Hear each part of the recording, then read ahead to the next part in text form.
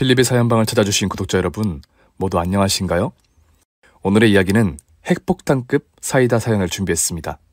바로 읽어볼 테니 잠시 핸드폰을 내려두시고 재밌게 들어주시길 바랍니다. 안녕하세요. 얼마 전 필립의 사연방을 소개받고 열렬한 팬이 된 평범한 30대의 여자입니다. 사연들이 하나같이 빵빵 터지는 재미를 주어서 실컷 웃었답니다. 그런데 생각해보니 저에게도 배꼽 잡을 핵폭탄급 사연이 있더라고요. 작년에 있었던 일인데 아직도 그날을 생각하면 속이 뻥 뚫리고 온몸이 짜릿하답니다. 혼자 알고 있기엔 아까운 사연이라 꾹꾹 눌러 써서 보내드려요. 제가 살아온 배경은 아주 평범합니다. 토목기사로 수십 년을 일하시며 사업장까지 꾸리신 아빠 덕분에 비교적 잘 성장한 것 같아요. 또 엄마가 당신의 자식인 오빠와 저를 부족함 없이 잘 키워주셨죠. 부모님의 사랑을 부족함 없이 받고 잘 성장한 저는 서울에 있는 대학을 나와 꽤 좋은 회사에 들어갔습니다. 저는 사랑을 받은 만큼이나 운도 좋아서 취업 준비를 오래 하지 않고 바로 일할 수 있었어요. 한 회사에서 5년 정도 일했더니 어느새 30살이 되었고 주변 친구들이 하나둘씩 결혼하기 시작했습니다. 저는 결혼까지는 아니어도 의지할 수 있는 남자친구가 있으면 좋겠다는 마음으로 소개팅을 받았답니다. 여러 번의 소개를 받다가 괜찮은 남자를 만나게 되었고 그와 인연이 되었죠. 외모도 멋지고 성격도 활발하고 긍정적이어서 제 마음에 쏙 들었네요. 다행히 남자친구도 저를 예쁘게 봐줘서 처음 본 날 사귀자고 고백을 해줬답니다. 남자친구는 사귀는 동안 한 번도 화를 낸 적이 없을 정도로 마음이 선하고 구김살 하나가 없었어요. 제가 짜증을 부리기라도 하면 이유를 막론하고 제 기분을 풀어주려고 최선을 다하는 이해 많은 사람이었죠. 연애 기간이 2년 정도 지나자 남자친구가 결혼 프로포즈를 해주었는데 저도 그와 결혼하면 행복하고 좋을 것 같아 단번에 받아들였답니다. 부모님께 이 같은 소식을 전했더니 요즘은 다들 결혼을 늦게 하는 추세인데 너무 서두르는 게 아니냐고 하시면서 연애를 좀 더 해보고 결정하는 게 어떻겠냐고 말씀하셨습니다. 하지만 저는 남자친구만한 사람을 본 적이 없어서 미래를 함께하겠다며 마음을 굳혔어요. 그래서 저희 커플은 양가 부모님께 정식으로 인사를 드렸는데 식구들 모두 기쁘게 허락해 주셨습니다. 시댁 식구들을 잘 알지는 못하지만 그이의 성품과 닮아 있을 거라 확신하며 기쁜 마음으로 인사를 드렸고 시부모님과 시누이가 환대를 해주며 받아주셔서 좋은 시집을 만난 거라 확신했죠. 그런데 상견례에서 시부모님이 저희 부모님을 마주하자 탐탁지 않게 생각하셨답니다. 특히 시어머니는 까맣게 그을린 아빠의 얼굴을 보며 인상을 찌푸리셨어요. 사돈은 사업을 하신다고 들었는데 밖에서 일하는 인부신가요? 얼굴이 새까맣게 탄 게 노가다꾼 같군요. 입고 있으신 정장도 어디 싸구려로 구하신 것 같은데. 아, 따지고 보면 노가다꾼이지요. 제가 토목 관련 사업을 해서 주로 밖에서 일을 합니다. 정장은 1년에 한두 번밖에 입지 않아서 꽤 오래된 걸 입고 나왔습니다. 제 겉모습이 신경에 거슬렸다니 송구하네요. 그래도 잘 먹고 사는 일꾼입니다. 난 그런 거 잘 모르고 꽤 성공한 사업가라고 들었어요. 그런데 몰골하고 차림새하며 추레해서 조금 놀랐습니다. 속은 기분이라고요. 진짜 사업하는 거 맞아요? 사부인도 사업가 아내가 아니라 어디 파출부나 하는 아줌마처럼 보여요. 어떻게 사업하는 사람과 아내 되는 사람이 차림새가 이럴 수가 있죠? 그것도 상견례라는 격식을 차려야 하는 자리에 말입니다. 시어머니는 아빠가 멀끔한 정장을 입고 넓은 사무실에서 일하는 사업가로 착각을 했는지 아빠의 겉모습을 보고 기분 나쁜 기색을 드러냈습니다. 또 엄마가 청가방을 메고 나오셨는데 어디 시장바닥에 놀러 나왔느냐며 시비를 거셨고요. 이에 아빠는 외모에 치장하는 게 무슨 의미가 있느냐고 반박하시고 직업에 귀천이 어딨냐고 말씀하셨답니다. 또 당신은 사무실에서 컴퓨터를 두드리는 체질이 아니라고 하셨어요. 그러자 시어머니가 당신의 집 재산이 얼마나 많은지 자랑을 시작했습니다. 저도 모르는 사실이었죠.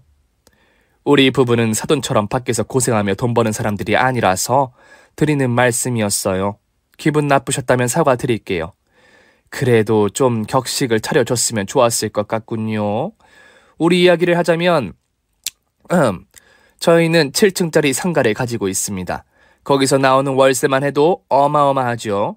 이 얘기를 왜 하느냐면 저희가 애들 신혼집을 번듯한 곳을 마련해 줄 건데 그 안에 혼수를 제대로 채울 수 있을지 걱정이 됩니다.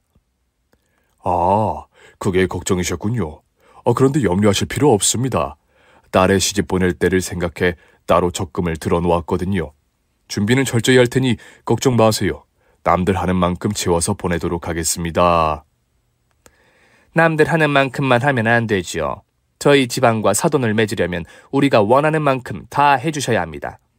우리가 애들 신혼집을 크게 해줄 테니까 제대로 채워주세요. 아시겠어요? 이게 말로만 듣던 상견례 갑질이었어요. 시댁에 인사 갔을 때는 한없이 다정하고 좋은 분들인 줄 알았는데 혼수와 예단 이야기를 꺼내며 온갖 있는 척 잘난 척 하시는 걸 보니 사람은 한두 번 봐서 알 수 없다는 걸 절실히 깨달았어요. 부모님은 언짢으셨는지 제 눈치를 자주 보시며 고개를 갸웃거리셨고 저는 죄송하고 민망한 마음에 고개를 푹 숙이고 있었습니다. 그러자 남편이 나서서 시부모님께 돈 얘기 좀 그만하라고 화를 냈어요. 엄마, 누구 빚 받으러 왔어? 왜 돈 가지고 생색을 내는 거야? 장인어른이 얼마나 능력 있는 토목사업가인 줄 알아? 이 동네 재개발은 장인어른 손을 타고 시작한다고. 그리고 엄마가 혼수 걱정을 왜 해? 어른이 알아서 해주실 텐데. 그래 봐야 노가다꾼이잖아. 무식하면 손발이 고생한다는 소리 못 들어봤니? 우린 며느리 좋은 사돈집을 만나고 싶었다고. 그래야 나중에 같이 사업도 하고 상부상조할 거 아니야. 아, 그만 좀 해. 나 장가 보내주러 나온 거지 돈 벌러 나왔어? 창피하니까 그만 좀 해. 그 이가 따끔하게 일렀더니 그지야 돈에 대한 이야기를 그만하더군요. 어찌어찌 잘 협의를 하고 집으로 돌아왔는데 부모님이 이 결혼을 꼭 해야겠느냐고 물으셨습니다. 영채야, 네 신랑이 될 우연이는 괜찮은 사람 같다만 그 집 식구들은 아닌 것 같더라. 아빠를 무시해서 하는 말이 아니라 나중에 네가 시댁 식구들 때문에 많이 괴로울 것 같아. 아빠, 아까는 나도 난감하고 민망했어. 엄마 아빠한테 괜히 죄송하기도 했고 말이야. 그런데 시댁에서 그러는 건 처음에 기선제압을 하려고 그런 것 같아. 그리고 남편만 멀쩡하면 괜찮을 것 같아. 그리고 다른 시댁이라고 다르겠어? 내 친구들 시댁 이야기 들어보면 다들 가관이라고. 다들 어느 정도 감수하고 결혼하는 거잖아. 네 생각이 그렇다면 어쩔 수 없고 대신 힘든 일이 있으면 무조건 아빠랑 엄마한테 말해줘라. 우리가 늘 네 말을 들어주고 힘이 돼줄 테니까. 알겠니? 그래서 결국 부모님의 조언을 듣지 않고 바로 결혼을 진행했습니다. 결혼 준비를 하며 남편과 다툼 한 번 없이 지나가나 싶었는데 시어머니가 혼수를 보고 화를 내시더군요. 이게 다 뭐야? 어디 할인 매장에서 사온 거니? 죄다 유행 지난 것들 뿐이잖아. 엄마는 말을 왜 그렇게 해? 할인 매장이라니. 다 최신 가전제품에다가 소파랑 침대는 수입 제품이야. 처부모님이 엄청 비싼 것들로 마련해 주셨다고. 그런데 왜 내 눈에는 죄다 싸구려로 보이지? 네가 그렇게까지 말하니 더 말하진 않겠다. 우리 집 수준에 맞지 않아도 이왕 들였으니 일단 쓰고 2년 뒤에 싹 갈아야겠다. 어머님, 혼수를 2년 만에 쓰는 사람이 어딨어요. 못해도 10년은 넘게 써야죠. 얘가 없는 집 자식이라는 걸 티내나. 요즘은 2년이면 강산이 바뀐다는 말 못 들어봤니? 유행 지나면 그때그때 바꿔줘야 한다고. 에이, 어머님, 유행 따라 가구를 바꾼다니요. 그렇게 따지면 남편도 2년마다 바꾸나요? 얘 좀 봐라. 지금 내 말이 기분 나쁘다고 그따위로 대답을 해? 어디서 배워먹은 버리장머리야? 죄송해요. 저는 그냥 말이 그렇다는 거예요. 질린다고 바꾸는 건 아니라는 말씀을 드리고 싶었거든요. 너 말할 때 생각이라는 걸 좀 하고 해라. 듣는 사람 기분 나쁘니까. 아무튼 나중에 가구를 갈아야 할 때가 되면 네가 바꿔줘야 한다. 알아들어? 시어머니의 말씀 하나하나가 억지스럽고 기분 나빴지만 이제 시작하는 단계이니 싫은 소리에서 좋을 게 없다는 판단이 들어 한 귀로 흘려버렸습니다. 나중에 남편이 일일이 사과해줘서 기분이 그나마 괜찮았죠. 신혼집도 모두 준비가 되고 시어머니가 바란 대로 예단까지 전달하였고 결혼식을 무사히 치를 수 있었습니다. 게다가 해외에 한 번도 나가보지 못했는데 신혼여행으로 하와이로 다녀왔어요. 여행의 기분을 그대로 가지고 와서 신혼을 시작해서 하루하루가 재밌고 즐거웠습니다. 그리고 저와 남편이 맞벌이로 지내다 보니 집안일을 제대로 보지 못했어요. 맨날 지쳐서 집에 들어오니 살림이 제대로 될 리가 없었죠. 하지만 구세주가 있었으니 바로 친정 엄마셨습니다. 저희 부부가 회사에 나가고 없는 시간에 신혼집에 오셔서 청소와 빨래, 밥과 반찬까지 가득히 채워주셨죠. 남편은 엄마가 해준 반찬이 아주 맛있다며 시어머니에게 받아온 반찬들은 거들떠도 보지 않았답니다. 여태껏 먹어본 밥 중 단연 최고라고 추켜 세웠죠. 여보, 장모님 요리 솜씨가 보통이 아니셔. 이 정도면 식당을 차려도 초대박이 나겠는데? 안 되겠다. 이 반찬들 본가에 갈 때 좀 싸가자. 우리 엄마도 좀 각성하고 배우라고 말이야. 그렇게 맛있어? 당신 입에 맞는다니 다행이다. 그런데 우리가 먹던 걸 시댁에 어떻게 가져가? 다음에 엄마한테 말씀드려서 따로 드리든가 할게. 그래. 우리 아버지가 이 꽃게장이랑 굴무침을 드시면 처가로 들어가 살지도 몰라. 우리 엄마가 하는 음식들은 죄다 비싸기만 하고 맛은 없거든. 무슨 재벌가의 식단이라나 뭐라나. 하여튼 장모님 솜씨를 좀 배웠으면 좋겠다. 농담도 참. 맛있게 먹어주고 칭찬해주니 고맙네. 엄마한테 전화해서 자주 해달라고 할게. 그이는 친정엄마 음식을 너무 좋아해서 시댁에 자랑을 하기까지도 했답니다. 그래서 얼마 뒤에 엄마한테 부탁을 드려 시댁에 싸갈 음식을 받아왔고 회사 일이 바쁜 남편을 두고 혼자 시댁을 찾아갔답니다. 현관에 들어서며 반갑게 인사를 드렸더니 조금 인색하게 받아주시며 마지못해 들어오라는 듯이 말씀하셨어요. 왔니? 그런데 너 입고 있는 옷이 어디 거야? 못 보던 디자인이다. 아, 이거요? 시장 보러 갔다가 예뻐 보여서 샀어요. 어머님도 하나 사드릴까요? 3만 원밖에 안 해요. 뭐라고? 3만 원짜리라고?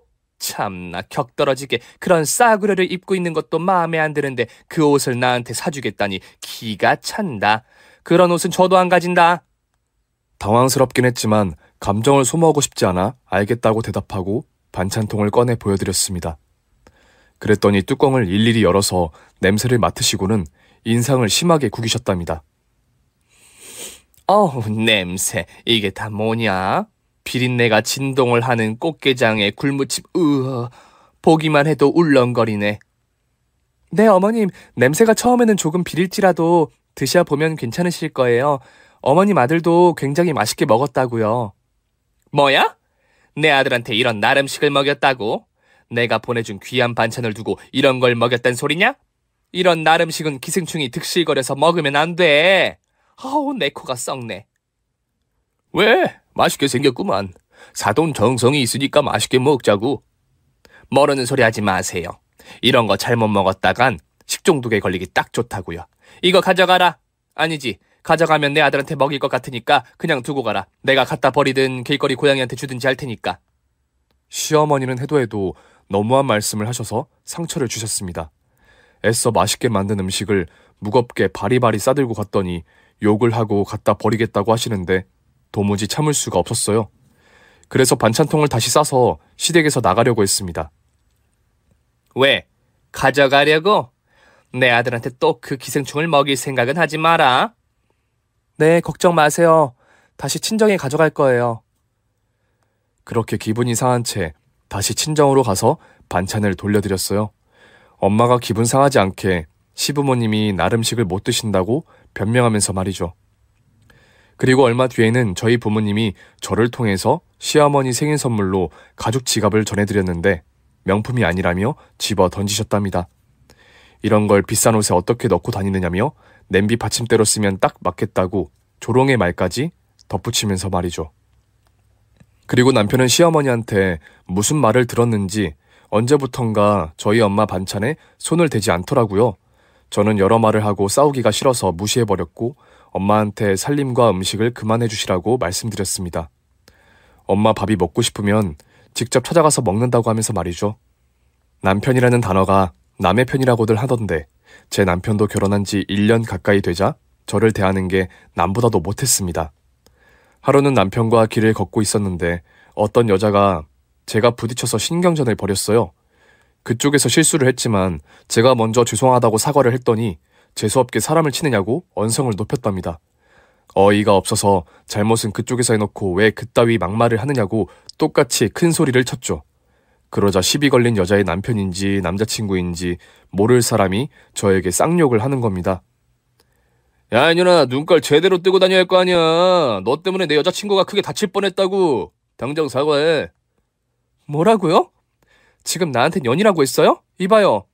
잘못은 당신 여자가 한 거지 내가 부딪힌 게 아니라고요. 여보, 뭐라고 좀 해봐. 나 당하고 있는 거 안 보여? 그냥 죄송하다고 고개 숙이고 사과해. 창피하게 길바닥에서 싸우지 말고. 뭐야? 지금 당신 마누라가 연소리 들어가며 욕먹고 있는데 미안하다 사과를 하라고? 당신도 똑같이 해줘야 할 거 아니야. 아우 쪽팔려. 그 목소리 좀 줄여. 잘못은 지가 해놓고 왜 나한테 난리야. 네가 저 사람들이랑 맞짱을 뜨든지 쌍욕을 하든지 알아서 해라. 난 그만 가볼 테니까. 그러면서 혼자 유유히 떠나가는 겁니다. 제 앞에 있는 두 년놈보다 남편놈 때문에 열불이 나서 집으로 돌아가 성질을 부렸어요. 당신 어떻게 그 상황에서 날 버리고 먼저 떠날 수 있어? 그러고도 내 남편이라고 할 수 있어? 아니 왜 엄한 사람한테 승질이야. 네가 조심했으면 욕먹을 일 없었을 거 아니야. 뭐? 당신 진짜 너무한다. 여기서 그 사람들 편드는 거야? 나 당신 마누라야. 내가 잘못을 했든 하지 않았든 당신이 편들어주고 구해줘야 하는 사람이라고. 거참 말 더럽게 많네. 사람 질리게 하지 말고 저리 가. 이래가지고는 집에서 쉬어도 쉬는 것 같지가 않단 말이야. 결혼한 지 1년 만에 이렇게 변했으니 나중에 10년 뒤에는 어떤 취급을 당하고 살지 걱정이 되더라고요. 여러분의 남편도 이렇게 행동하나요? 아무튼 이런 인간과 평생 살 생각을 하니 숨통이 조여왔습니다. 나중에 그이가 사과를 하긴 했지만 제가 계속 화를 내니 엎드려 절받은 기분이었어요. 다시는 그러지 않겠다고 하면서도 행동은 전혀 그렇지 않았답니다. 그렇게 미운 정만 커지며 결혼 생활을 이어가던 중 남편이 놀라운 짓을 벌이고 말았어요. 평소에는 자기 차에 태워주지 않는 사람이 어느 날 드라이브 하자며 보채더라고요. 일요일에 좀 쉬려고 했는데 남편이 저에게 노력이라는 걸 하는 것 같아 기분 좋게 집을 나섰죠. 이윽고 주차장에 내려가 봤더니 그이의 차가 보이지 않았습니다. 여보, 차 어딨어? 당신 차 안 보이는데? 그러자 스마트키를 꺼내 스위치를 누르며 낯선 차의 라이트를 번쩍거렸답니다. 나 차 바꿨지. 어때? 죽이지 않아? 설마 이 람보르기니를 샀다는 거야? 이 비싼 슈퍼카를? 당신 정신이 있어 없어? 당신 월급이 얼마인데 이런 비싼 차를 사. 당장 환불해. 에헤이, 초치는 소리 하고 있네. 내가 이 차를 사려고 몇 달 전부터 예약을 해뒀다고. 그리고 우리 부모님이 버는 돈이 얼마인데 차 가격을 걱정하냐? 그럼 어머님이 사준 거야? 아니, 꼭 그렇다기보다는 일단 먼저 질렀지. 돈은 나중에 엄마한테 해달라고 하면 되니까. 여보, 괜한 걱정하지 말고 일단 타봐. 내가 시원하게 드라이브 시켜줄게. 뭐야, 그럼 어머님도 모르는 일이라는 거야? 할부로 샀다는 거지? 그이는 6년에 할부로 샀지만 조만간 시부모님이 다 충당해줄 거라고 당당하게 말하더군요. 저는 이런 철딱서니 없는 남편에게 화가 나 차를 팔아버리지 않으면 집에 들어오지 말라고 경고했답니다. 그러자 이튿날 시어머니가 전화를 해서 왜 자기 아들 기죽이는 소리를 했느냐고 저를 혼내셨어요. 당신 능력이 있으니 람보르기니를 타고 다니든지 페라리를 타고 다니든지 신경 쓰지 말라면서 말이죠. 남편은 기세가 등등해져서 카드값을 자기 월급보다 많이 썼어요. 맨날 집으로 비싼 옷과 시계 등등 분수에 맞지 않게 돈을 너무 많이 쓰더라고요. 제가 잔소리를 해봤자 자기 엄마가 다 갚아줄 거니까 신경 끄라고 짜증을 부렸답니다. 매일 싸우고 스트레스를 받는 게 일이었네요. 저는 결혼 1년 만에 크게 후회하며 스스로를 원망했습니다. 결혼 전 생각을 더 해보라고 조언하셨던 부모님 말씀을 왜 듣지 않았을까 하며 머리를 쥐어박기도 했죠. 그래도 어떻게든 잘 살아보려고 남편과 시댁 식구들을 이해해보려고 했습니다. 남편이 철딱서니 없는 행동을 때때로 하긴 했지만 남의 집 남편도 별다르지 않다고 최면을 걸고 참았죠. 그리고 시간이 조금 지나 10월의 추석날이 다가왔습니다. 남편은 저를 배려해주겠다며 먼저 친정부터 찾아갔고 이틀 밤을 지내고 시댁으로 갔답니다. 친정엄마가 명절날 시댁에 빈손으로 가는 건 예의가 아니라며 차례 음식과 여러 반찬을 새로 담아주셨죠. 이윽고 시댁에 도착해 식탁 위에 친정엄마 음식을 올리며 맛을 보시라고 드렸더니 코를 막고 뚜껑을 덮어버리셨습니다. 이게 다 뭐니? 죄다 싸구려 서민 음식이잖아. 넌 시집 온 지 1년이 넘었으면 눈치가 좀 있어야 하는 거 아니냐? 우리가 언제 이런 저급한 음식을 먹는 거 본 적 있어? 어머님, 이거 다 저희 엄마가 정성껏 만드신 거예요. 저급한 싸구려 음식이 아니라고요. 아무리 음식이 마음에 들지 않아도 이렇게 반응하시는 거 기분이 불쾌하네요. 뭐야? 불쾌? 허! 그럼 억지로 네 엄마 음식을 먹어줘야 하는 거니? 우리가 왜 그래야 하는데? 시장 바닥에서 주워 먹을 싸구려 따위를 억지로 먹어야 하냔 말이야. 저는 너무 화가 나서 눈에 눈물이 그렁그렁 맺혔고 당장이라도 폭발할 것 같았습니다. 그 순간 시아버지가 나오셔서 저를 방으로 데려가시며 화를 가라앉히라고 하셨어요. 새아가, 네 시어머니가 워낙 까탈스러워서 그런 걸 어떡하겠냐. 비싸고 고급진 거 아니면 입에도 안 되는 사람이니 네가 이해를 좀 해줘라. 그리고 너희 어머님이 싸주신 음식은 내가 먹을 테니까 걱정하지 말고. 그 말에 겨우 화를 참고 남편과 집으로 돌아가려고 1층으로 내려갔다가 외투를 입고 나오지 않는 걸 뒤늦게 깨닫고 다시 시댁으로 올라갔습니다. 그런데 시댁 현관 앞에 쓰레기를 버리려고 모아두었더라고요. 저는 옷을 찾아 입고 대신 버려드릴 생각으로 하고 들어가려는데 눈에 잠깐 보인 쓰레기들 사이로 저희 엄마가 보내주신 음식이 보였습니다. 너무 화가 난 저는 초인종을 눌러 시어머니께 왜 이런 짓을 하느냐고 언성을 높였답니다. 어머님, 저희 엄마 음식을 이렇게 버리신 거예요? 아이고 놀래라. 나 귀 안 먹었다. 너무하세요. 아버님이 드시겠다고 했는데 이렇게 버리시면 어떡해요?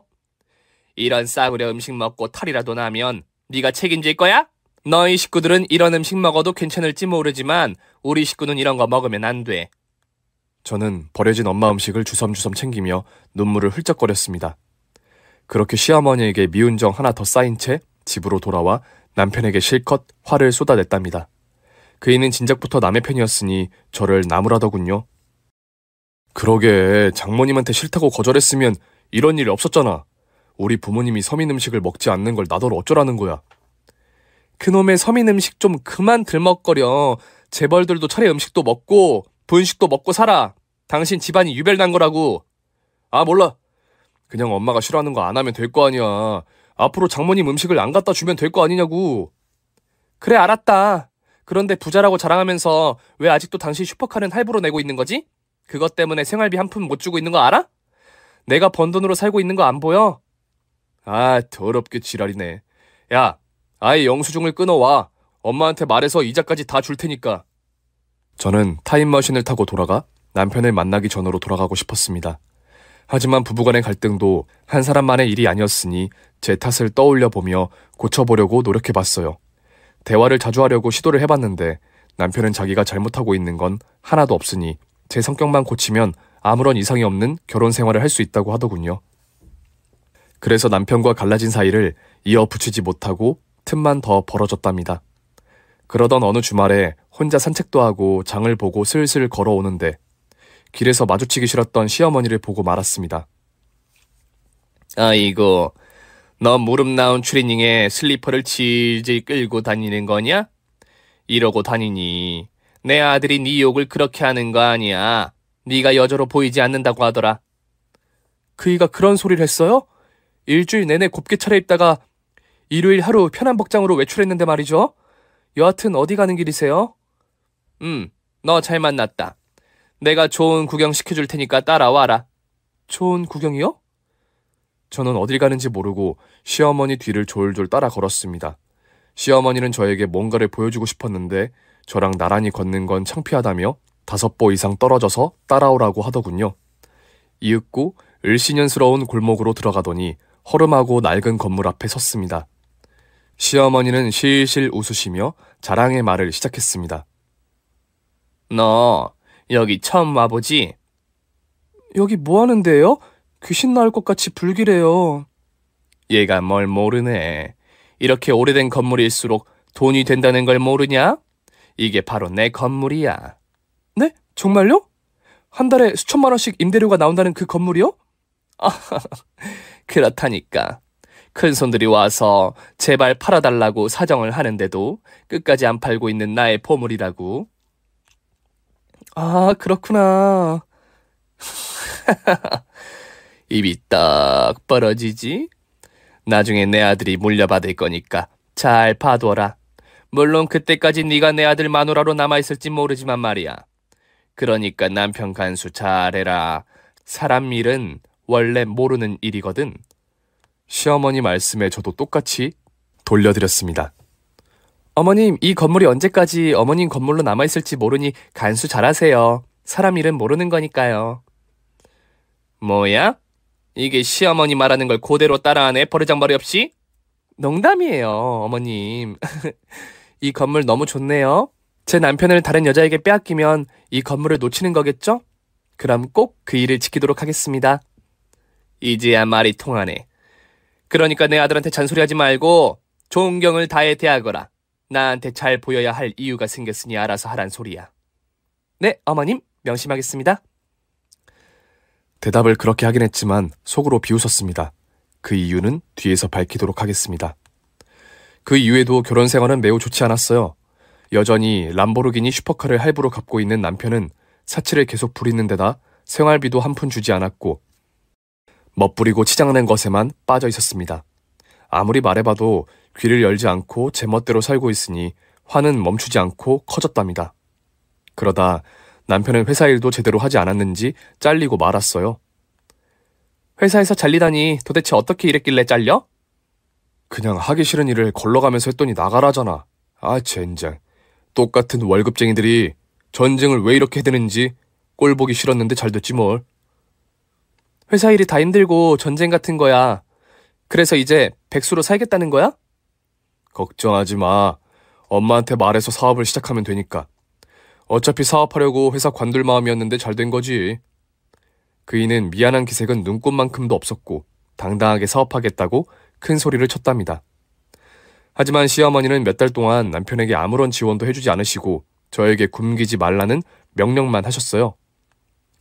그이가 하루 종일 집에 있으니 점심때 먹을 것도 준비하고 출근하라고 일렀죠.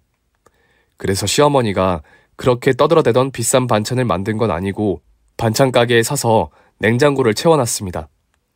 남편이 집에서 하루 세끼를 다 챙겨 먹으면 남편 새끼라고 한다고 하던데 제 남편은 남편 새끼로 석 달을 버티더군요. 지칠 대로 지치고 화가 나다 못해 부하가 치민 저는 누가 건들면 폭발하기 일보 직전이었습니다. 그런데 얼마 뒤 화를 폭발할 일이 생기고 말았어요. 아빠가 저를 찾아와 어떤 상황을 알려주시고 가셨는데 큰 사건이 터진다는 것에 걱정은커녕 기대가 되더라고요. 얼마 뒤 사건이 터지는 날이 다가와 시부모님을 밖으로 초대했습니다. 어머님, 아버님, 제가 좋은 데 모셔갈게요. 아주 큰 선물도 준비했으니 같이 나가요. 얼마나 큰 걸 준비했길래 이렇게 난리냐? 어디 건물이라도 사주려고 그러니? 어머님, 농담도 참. 그래도 건물이랑 관련 있는 선물이니까 같이 나가요. 얼른 준비하세요. 네가 뭘 준비했는지 모르지만 성의가 있으니 따라가 보마. 그렇게 시부모님을 모시고 시댁을 나와 선물이 있는 곳으로 안내했습니다. 제가 준비한 걸 보여드리려면 조금 높은 곳으로 가야 해서 골목의 가파른 오르막을 올랐답니다. 예, 너 우릴 어디로 데려가는 거야? 이런 쓰레기 같은 골목에 무슨 선물이 있다고 하는 거냐고. 조금 힘들어도 참으세요. 여기서 더 올라가서 폭죽놀이보다 100배 1000배는 짜릿한 구경거리를 볼 수 있다고요. 비싼 선물을 준비했으니까 힘내세요, 아버님, 어머님. 두 분은 힘이 들었지만 곧 비싼 선물을 받을 거라 믿으셔서 구슬땀을 흘리며 잘 따라오셨답니다. 이윽고 동네가 한눈에 내려다 보이는 곳에 섰어요. 어머님, 아버님, 수고하셨어요. 여기가 제가 꼭 모시고 오려고 했던 곳이에요. 제가 준비한 선물이 바로 저 밑에 있다고요. 그게 무슨 소리냐? 선물이 밑에 있다니. 너 우리 데리고 장난치는 거야? 제가 감히 시부모님께 장난을 치겠어요? 잠시만 기다려봐요. 저는 핸드폰을 꺼내 친정아빠한테 전화를 걸었습니다. 아빠, 이제 준비됐어. 선물 터뜨려줘. 알았다. 바로 실행할게. 제 통화 소리에 시어머니는 도대체 뭘 터뜨리고 실행하는 거냐고 짜증스럽게 물으셔서 대답 대신 손가락으로 밑에 훤히 보이는 시어머니 건물을 가리켰습니다. 시부모님의 시선이 건물로 집중되자 쾅, 푸악, 우르르 쾅쾅 소리를 내며 시부모님의 건물이 폭발이 되며 하얀 잿더미가 되었습니다. 이 장면을 본 시아버지는 침을 질질 흘리시면서 얼어버렸고 시어머니는 악소리를 내며 분노하셨어요. 저게 뭐야? 내 건물이 왜 아닐 거야? 내 건물이 아닐 거야! 안타깝게도 두 분의 건물이 맞아요. 오늘 저 건물이 폭파된다고 해서 꼭 보여드리고 싶었는데 제 선물이 마음에 드셨어요? 이게 어떻게 된 거야? 아니야, 내 건물이 아닐 거야. 여보, 빨리 내려가서 확인해 봅시다. 정신 차려요. 시부모님은 제 말은 귀에 들리지 않았는지 반쯤 정신이 나간 채로 올라왔던 길을 다시 뛰어내려갔습니다. 그래서 전 뒤에서 미소를 지은 채 두 분을 따라 내려갔고 무너져버린 건물 앞에 다다랐답니다. 무너진 건물 앞에 사물놀이패가 풍물놀이를 하고 있었어요. 꽹가리와 징, 장구 소리가 심장을 울렸고 상모가 돌아가는 모습에 눈이 휘둥그레졌습니다. 시부모님은 눈앞에 잿가루로 변한 건물을 보며 주저앉아 울고 불고 난리가 났고요. 시부모님의 건물이 왜 폭파되었느냐면 그 건물이 불법으로 용도를 변경해서 철거 소송 중이었답니다. 법원에서 철거 명령이 떨어졌는데 시어머니는 설마 건물을 날려버리겠어? 라고 생각하고 항소 준비를 하고 있었답니다. 건물 하나 날리는 게 그렇게 간단한 일일 거라고는 상상도 못한 거죠. 결국 가만히 손 놓고 있다가 세입자들이 모두 나가버리고 빈 건물이 되어버리자 토목 사업을 하고 계신 아빠가 이를 하달받아 건물을 날려버린 겁니다. 아빠가 얼마 전 저를 찾아와 언지를 주며 마음의 준비를 하라고 하셨는데 그때 이혼을 결심하고 시부모에게 건물 폭발쇼를 보여주기로 한 거죠. 시어머니는 악을 쓰며 건물을 무너뜨린 아빠에게 달려들었습니다. 이 개같은 놈아, 감히 내 건물을 날려? 이러지 마세요. 저는 법원 명령서를 받고 합법적으로 하는 일이라고요. 세상에 이러는 법이 어딨어. 보상금도 한 푼 못 받았는데 이런 식으로 남의 재산을 날리는 법이 이 세상에 어딨냐고? 이 건물 불법으로 개조를 마음대로 했으니 그렇죠. 시정하고 다시 원래대로 했으면 이렇게까지 되진 않았을 겁니다. 어쨌든 사돈, 이제부터 준비하셔야 할 게 많으니 힘내세요. 세입자들에게 보증금을 돌려줘야 할 테니 돈부터 마련하셔야겠어요. 아이고, 망했네. 완전히 망했어. 이제 어떻게 살아? 저는 울고 있는 시부모에게 선물로 한 장의 종이를 건넸습니다. 바로 이혼 소장이었습니다. 저는 합의 이혼이 아닌 소송으로 이혼할 마음이었어요. 남편이 경제활동도 하지 않는 데다가 사치가 심하니 충분히 이혼 사유가 되어 변호사를 만나 소장을 작성했답니다. 그동안 생활비도 제가 부담한 것도 모두 사유가 된다 해서 하나부터 10까지 낱낱이 써서 엿을 먹여주었네요. 시부모님은 제가 건넨 이혼 소장보다 눈앞에 있는 건물 때문에 큰 충격이어서 저에게 아무런 말도 하지 않았어요. 그래서 전 기억에 남을 만한 추억을 남기려고 사물놀이패에 끼워달라고 부탁했습니다. 이에 꽹가리를 손에 쥐고 실컷 두들겼어요. 불난 집에 부채질 하듯이 아주 신나게 뛰어놀며 놀았답니다. 그렇게 시부모님은 몰락했습니다. 저는 남편과 살던 집이 아닌 친정으로 돌아갔고 몇 주 동안 지내며 소식을 전해 들었습니다. 시부모님은 1원의 지원금도 받지 못하고 건물을 날린 것도 모자라 세입자들 모두에게 보증금을 반환해야 했습니다. 또 제가 제시한 이혼 위자료도 지급해야 했죠. 이에 시부모님은 파산을 신청했는데 이전에 이미 파산한 전례가 있어 받아들여지지 않았답니다. 그래서 10억이 넘는 돈을 모두 갚아야 하는 상황이 온 거죠. 시댁의 집과 남편의 집을 팔아치웠어도 보증금을 모두 갚지 못해서 삼금융과 사채를 쓰게 되었답니다. 저와 남편은 이혼 소송 중이어서 아직 남남이 아니었고 시댁 식구들은 지푸라기라도 잡고 싶은 심정으로 저희 친정을 찾아왔어요. 허드렛 일 한다고 무시했던 아빠 앞에 무릎까지 꿇어가며 머리를 조아리더군요. 사돈, 돈 좀 빌려주세요. 매일 쌓여가는 빚이 한두 푼이 아니에요. 그리고 애들 이혼시키지 말고 계속 살게 합시다. 우리만 아니었으면 이혼할 일은 없을 거 아니에요? 안 그래도 제가 받은 소장이 수십 장이 넘어요. 그런데 이혼이라니요. 같이 말립시다. 이혼 유무는 제 딸에게 물으면 될 것이고 돈은 직접 벌어서 갚으시면 되겠네요.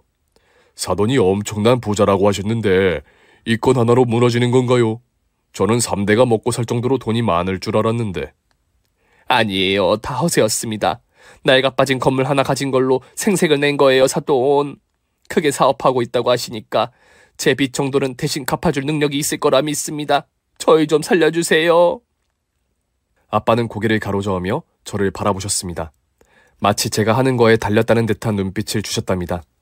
시부모님은 아빠의 시선을 따라 방향을 바꾸어 저를 향해 무릎을 꿇어 앉으셨고 남편은 애절한 눈으로 저를 올려다 보았어요. 여보, 우리 집이 망한 건 정말 미안해. 그렇지만 이것 말고는 이혼할 이유가 없지 않아? 내가 하루아침에 거지가 됐다고 버리는 건 너무 가혹한 처사가 아니냐고. 뭐? 가혹하다고? 야, 인간아. 그동안 흥청망청 돈을 써대기나 하면서 언제 생활비 한 번 준 적 있어? 그리고 어머님이 우리 부모님을 괄시하던 걸 생각하면 아직도 부하가 치밀어.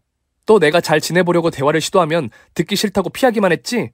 당신은 멍청하고 어리석은 인간이어서 모르겠지만 네가 잘못한 일이 한두 개가 아니야. 그렇게 속에 쌓였던 말을 했더니 그이가 넙죽 엎드려서 오열했습니다. 미안해. 내가 죽을 죄를 지었어. 당신한테 제대로 된 남편 노릇 한 번 못한 거 정말 미안해. 이번 기회를 통해 달라질 테니 제발 다시 받아줘. 이렇게 빌게. 아니, 당신이랑 살아보니까 알겠더라. 너 같은 놈은 평생 고쳐지지 않을 거라는 걸 말이야. 네가 조금이라도 노력했다면 내가 이렇게까지 모질게 뿌리치진 못했을 거야. 이제 람보르기니가 아닌 리역 하나 끌고 살아야겠네? 나가서 땀 흘려 돈 벌어서 당신네 집 빚 갚아. 그리고 어머님 부자라서 고고하고 고상한 마나님이 보기 흉하게 무릎을 왜 꿇으세요? 우리 엄마가 정성 들여 만든 음식이 싸구려 서민 음식이라고 버리던 게 엊그제 같은데? 내가 그때는 왜 그랬는지 모르겠다, 새아가. 늙은 할망구가 노망나서 그랬다고 생각해주고 용서해주면 안 되겠니? 사부인, 미안해요. 제가 못된 짓을 많이 했어요. 모두 우리를 용서하고 도와주세요. 우리가 살 길은 사돈댁 여러분뿐입니다. 하지만 제가 끝까지 받아주지 않아서 부모님은 아무런 도움을 주시지 않겠다고 하셨습니다. 시댁 식구들에게 제발 그만 구걸하고 나가라고 몇 번을 소리쳤는데 끝까지 나가지 않고 버티고 있었답니다. 그래서 경찰에 신고하겠다고 핸드폰을 들었더니 그제서야 바닥을 쓸고 쏜살같이 친정에서 빠져나가더군요. 부모님은 제 결정을 다시 한번 물으셨고 저는 이혼하고 완전히 인연을 끊어버리겠다고 확언을 들려드렸어요. 그제야 부모님도 앞으로 시댁 식구들에게 걸려오는 전화를 모두 차단하겠다고 하시더군요. 얼마 뒤 법정에서 이혼을 하게 되었고 위자료 또한 바로 받게 되었습니다. 그이는 시부모님들처럼 사채를 써서 저에게 위자료를 지급했다고 하더라고요. 그런데 제가 신경 쓸 일이 아니어서 하나도 신경 쓰지 않았답니다. 그렇게 돌싱이 된 저는 당분간 회사와 친정집만 오갔어요. 괜히 모임을 가지거나 친구들을 만나는 게 부끄럽더라고요. 누구보다 잘 살 거라는 말을 밥 먹듯이 했는데 결과가 이렇게 되었으니 고개를 들지 못했답니다. 조용한 삶은 1년이 지나가게 되었고 이후 마음의 여유가 생겨서 친구들도 만나고 지인들과 술도 마시곤 했어요. 제가 이혼했다고 커밍아웃을 했더니 다들 괜찮은 이혼남을 소개해주겠다고 난리였는데 아직 남자를 만나고 싶지 않아 거절했네요. 그래서 지금까지도 남자를 만나고 있지 않습니다. 전남편 같은 놈을 또 만날까봐 두렵기도 하고 먹 같은 시부모를 만나게 될까봐 재혼 생각은 상상도 하지 않아요. 여하튼 저의 결혼과 핵폭탄급 반전 사연은 여기서 그쳐야겠네요. 재밌게 들어주셨으리라 믿고 글을 줄이겠습니다. 경청해주셔서 감사드립니다. 오늘의 사연이 재밌으셨다면 구독과 좋아요를 꾹 눌러주세요. 그럼 저는 다음 시간에 더 놀라운 사연으로 찾아뵙도록 하겠습니다. 모두 행복한 시간 보내세요.